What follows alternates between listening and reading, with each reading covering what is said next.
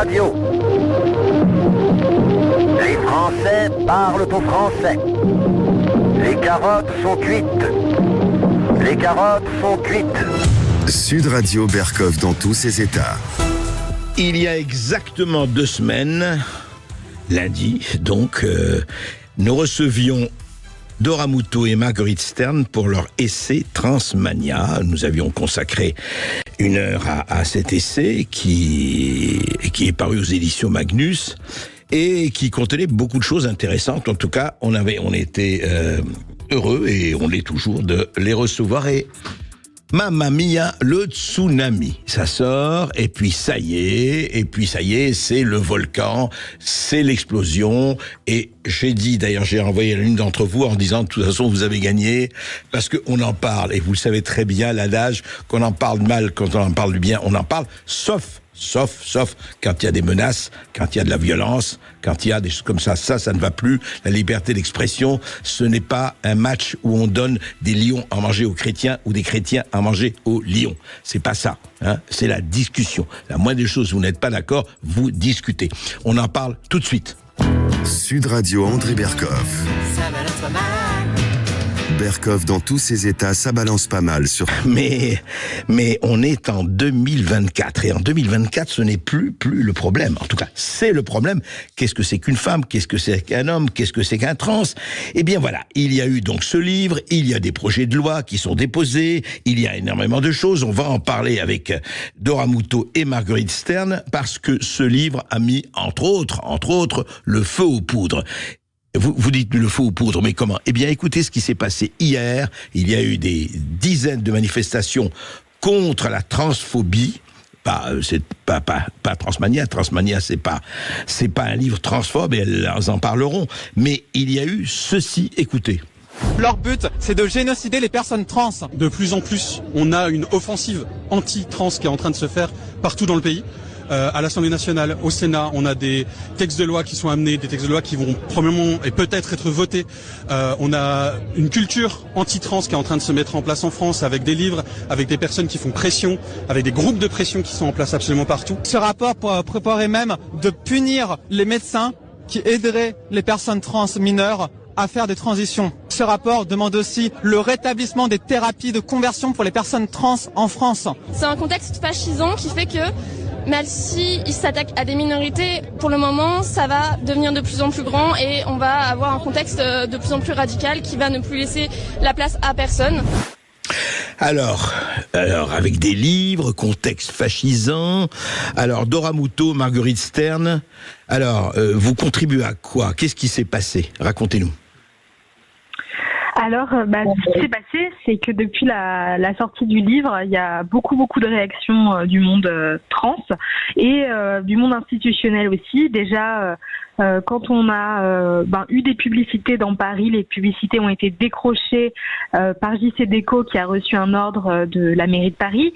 Ensuite, nous donnons une conférence demain à Assas, et il y a Yann Brossat. Demain mardi, c'est ça? Demain mardi? Oui, demain, non, ce soir, en fait. En fait, c'est ce soir. Ce soir, oui, d'accord. Voilà. Oui. Lundi à Panthéon-Assas, absolument. Par la cocarde, soir, oui. Exactement. Et il y a Yann Brossat et certains autres de son clan communiste qui ont demandé au préfet de Paris de faire annuler la conférence. Et puis par-dessus le marché, hier, il y a eu des manifestations dans plusieurs villes de France contre ce qu'ils appellent l'offensive anti-trans, mais en réalité, c'était contre notre livre et contre le projet de loi des Républicains pour faire bloquer, les transitions des enfants. Alors justement, d'ailleurs, on a entendu Dora Muto au fond du Rhin, à Strasbourg. On vous donnait un Marguerite Stern, j'imagine aussi qu'on veut vous noyer un peu. Alors, Marguerite Stern, qu'est-ce qui se passe en fait? Parce que il y a une espèce de réaction qui consiste à dire que votre livre est transphobe. Or, est-ce que votre livre est transphobe? Non, notre livre n'est pas du tout transphobe. En fait, il se trouve que ces militants actuellement disent que tout est transphobe. Enfin, c'est-à-dire qu'aujourd'hui, dès que vous avez le malheur de dire que les femmes sont des femelles et que les hommes sont des mâles, on vous dit que vous êtes transphobe. Donc c'est sûr qu'à partir de ce postulat, ils considèrent que notre livre est transphobe. Notre livre n'est pas transphobe. Il n'y a aucun appel à la haine, aucune menace, aucune insulte, aucune violence à l'encontre des personnes trans. Bien au contraire, c'est des personnes qu'on a essayé de comprendre vraiment. On a essayé d'analyser les raisons de leur transition. Voilà, on décortique tout ça, on décortique aussi, et c'est ce qui plaît pas du tout, tout le système, c'est-à-dire la façon dont l'idéologie transgenre s'infiltre dans les universités, dans les écoles, dans les médias, dans les grandes entreprises. Et donc c'est en ce sens-là qu'on parle d'idéologie d'ailleurs, et c'est souvent ce qui déplaît. Mais on a encore le droit d'analyser un système. Bien sûr. Et je rappelle aussi que ce qui a aussi beaucoup déplu, je vous le dis parce que après l'émission, nous avons vu le nombre de réactions, c'est quand vous avez parlé aussi, il faut le dire, de ce qu'on peut appeler quand même le business, ou en tout cas le fait que une transformation peut coûter de 100 à 125 000 euros, entièrement remboursée par la sécurité sociale. Et je dois dire que ça a provoqué beaucoup de réactions quand on sait ce que coûtent des changements des opérations dentaires ou des opérations à l'œil, aux yeux, etc., aux lunettes. Dora Muto, est-ce que il y a ça aussi c'est-à-dire il y a en fait dans ce que vous décrivez, il y a une idéologie et il y a aussi quand même l'argent, enfin un business qui est en jeu. Oui, exactement. Enfin, en fait, dans le livre, on parle de ce business. On explique que le business de la transition hormonale vaut à peu près 1,6 milliard de dollars. Et ça, ce sont des cabinets d'études qui le disent. Donc, il y a un certain nombre de labos pharmaceutiques ou des gens du secteur, des entreprises du secteur médical qui sont effectivement intéressés par le fait que des gens transitionnent. Et plus les gens transitionnent tôt, plus ils vont en fait être addicts aux hormones pour le reste de leur vie. Donc effectivement, c'est un business assez juteux. Et puis il y a des entreprises qui investissent dans des jeunes startups. Il y a cette startup qui s'appelle Plume où un fonds d'investissement a injecté 24 millions. Donc oui, c'est un business comme un autre après tout. Alors effectivement, ça pose problème, c'est-à-dire que au fond, qu'il y ait de la polémique, qu'il y ait de la discussion, c'est tout à fait normal, et chacun peut avoir son avis là-dessus. Ce qui est intéressant, c'est que quelqu'un vous a envoyé effectivement un soutien qui n'est pas un soutien mince, c'est J.K. Rowling. J.K. Rowling, je le rappelle, c'est l'auteur de Harry Potter. Harry Potter, effectivement, un des best-sellers les plus importants de l'histoire du livre, hein. Je ne parle pas de littérature, mais enfin Harry Potter, tout le monde sait ce que c'est. Et on se rappelle que J.K. Rowling n'a pas été invitée aux 20 ans d'Harry Potter de sa propre création, parce qu'elle dit un homme est un homme et une femme est une femme, et elle vous a dit ceci: en tant que personne dont la mort a été réclamée sur des pancartes exactement pour la même raison, j'envoie à Dora Muto et Marguerite Stern mon affection et mon soutien. Voilà. Et d'ailleurs, elle parle de Strasbourg. Strasbourg est la ville de mes ancêtres maternels. Il y a une longue histoire d'invasion par des despotes. Mais au fond, est-ce que vous avez été... Alors, je voudrais revenir, soyons factuels. Vous avez été menacé directement, personnellement? Oui, il y a eu cette vidéo-là... Marguerite Stern. Il y a eu cette vidéo dont on voit des centaines de personnes défiler en appelant à jeter Dora Muto au fond du Rhin.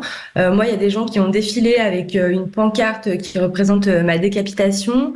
Des gens qui ont hurlé aussi les fachos au feu, Stern au milieu. Il y a eu aussi des tags, une TERF, une balle. Donc je rappelle ce que c'est qu'une TERF. Les TERF, ce sont des Trans Exclusionary Radical Feminists, donc littéralement les féministes radicales qui excluent les personnes trans. Voilà, ça fait partie de tout le vocabulaire folklorique de ces gens-là. Donc on appelle clairement à nous mettre une balle dans la tête, puisqu'on sait qui sont les TERF en France. Et ces insultes pour nous et ces menaces de mort, elles sont pas nouvelles. Nous, ça fait 4 ans qu'on subit ça. Sur le site internet de notre action Feméliste, donc c'est feméliste.com. Feméliste, oui. On a mis toutes les preuves en fait du harcèlement et des menaces qu'on subit. Et si vous vous rendez sur ce site, vous verrez que des menaces de mort, il y en a eu bien d'autres. Menaces de mort, pourquoi ? Parce qu'on a le malheur de rappeler en tant que féministe que être une femme est une réalité biologique, qu'on ne peut pas changer de sexe quand on est un être humain, que le sexe est immuable et que les femmes trans sont des hommes. Et voilà. Alors, est-ce qu'il n'y a pas, au-delà donc de vous et de votre livre, mais je voudrais avoir vos sentiments là-dessus, est-ce qu'il n'y a pas aussi, est-ce que les trans ou les LGBTQI ne dénoncent pas une situation de fait où quelque part elles sont aussi soit persécutées, soit elles-mêmes poursuivies, etc. Et je parle encore une fois au-delà de votre livre. Est-ce qu'il n'y a pas une espèce de sentiment de persécution? Est-ce qu'à votre avis, il doit avoir lieu? Est-ce qu'il est là ou pas? Bien sûr. Enfin, on n'a jamais nié que les personnes transgenres peuvent subir, un certain nombre de discriminations. Mais faut revenir sur terre et il faut savoir qui, en fait, agresse les personnes trans et les quelques fois où elles ont été tuées en France, ce sont par des hommes. C'est absolument pas par des féministes. Donc, et ça, évidemment, ils le disent pas. Ils n'expliquent pas en détail qui sont les gens qui tuent les personnes trans, souvent en réalité dans des contextes de prostitution. Donc il y a un peu une omerta sur la véritable violence que ces gens la vivent. Ouais. Et effectivement, on peut se poser des questions justement sur des idéologies ou des intégrismes très divers qui peuvent se rencontrer là-dessus et qui sont pour le moins paradoxaux, effectivement. Vous avez demandé une protection policière ou pas? Oui, aujourd'hui, oui, pour la conférence à Assas, on va avoir une protection policière. Ah oui, d'accord.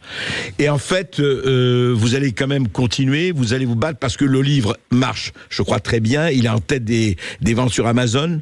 Et d'un autre côté, effectivement, encore une fois, la polémique fait au contraire. Ce que les gens qui vous en veulent ne voient pas, c'est que plus ils font de la polémique et plus de l'accusation, plus les gens vont s'intéresser, en tout cas, à la lecture du livre. Soit pour le rejeter, soit pour, au contraire, y adhérer, parce que vous dites un certain nombre de choses. Mais Marguerite Stern de Ramoutot, vous allez continuer, vous n'allez pas vous arrêter là? Évidemment qu'on va continuer. Enfin, la question se pose même pas pour nous. Et on estime que justement, à partir du moment où on reçoit des menaces de mort, à partir du moment où on est censuré parce qu'on énonce juste des réalités biologiques, en fait, c'est qu'il y a un problème. Il y a un problème de liberté d'expression. Il y a un problème aussi dans le camp d'en face, qui est le camp transgenriste, où on remarque en fait, il y a toute une masse de personnes en fait qui est aujourd'hui dans l'incapacité d'accepter qu'on puisse avoir des opinions qui ne sont pas les leurs. Et en fait, nous, on se bat pour ça aussi aujourd'hui, en fait, pour la liberté d'expression, pour la pluralité des idées. On pense que c'est vital pour une démocratie et en ce sens-là, on estime avoir un rôle à jouer. Alors, dernière question que je vous pose, c'est que pensez-vous du rapport sur la transidentification des mineurs rédigé par le groupe des Républicains au Sénat, qui est une proposition qui va être examinée, proposition de loi qui va être examinée le 28 mai en séance publique, le groupe Les Républicains. Et il y a autre chose aussi, il y a effectivement une proposition de loi de la députée RN Joëlle Mélan visant à protéger les mineurs contre certaines pratiques médicales et chirurgicales. Je voudrais savoir ce que vous pensez de ces deux projets de loi.